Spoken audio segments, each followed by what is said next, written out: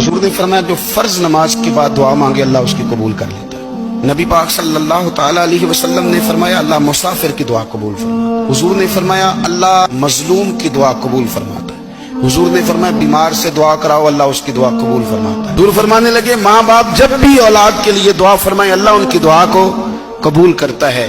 آپ اپنا تعلق بنائیں، دعا کے ساتھ، عبادت کے ساتھ، مصلی کے ساتھ رشتہ بنائیں، استغفار پڑھیں۔ صلاح الدین ایوبی صلیبی جنگوں میں تھے، رات کو مسجد اقصی میں نماز پڑھی تو پریشان تھے۔ ایک بزرگ سے ملاقات ہوئی تو وہ کہنے لگے کہ آپ بڑے پریشان ہیں۔ کہنے لگے حضور پریشان اس لیے ہوں کہ پہلے ہی مسلمان کمزور ہے، اب میں نے سنا ہے دشمن کا ایک بحری بیڑا وہ جنگی سامان سے بھرا ہوا آ رہا ہے، تو اب ان کے پاس اور تلواریں اور نیزے آ جائیں گے، مسلمانوں کے پاس پہلے ہی وسائل کی کمی ہے، پریشان ہو کس طرح کر کے مقابلہ کریں گے۔ یہ بات کہتے ہی صلاح الدین ایوبی نے بزرگوں سے کہا حضور آپ بھی دعا کرنا، دعا کی بڑی طاقت ہے۔ میرے نبی پاک نے فرمایا دعا مومن کا ہتھیار ہے۔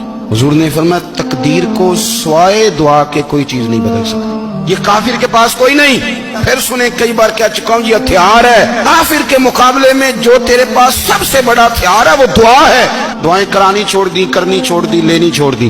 حضرت سیدنا انس بن مالک رضی اللہ تعالیٰ عنہ فرمایا کرتے تھے میں نے وہ رنگ دیکھا ہے جب حضور دعا مانگتے تھے اور حضور کی مقدس آنکھوں میں آنسو بھی ساتھ ہی بہا کرتے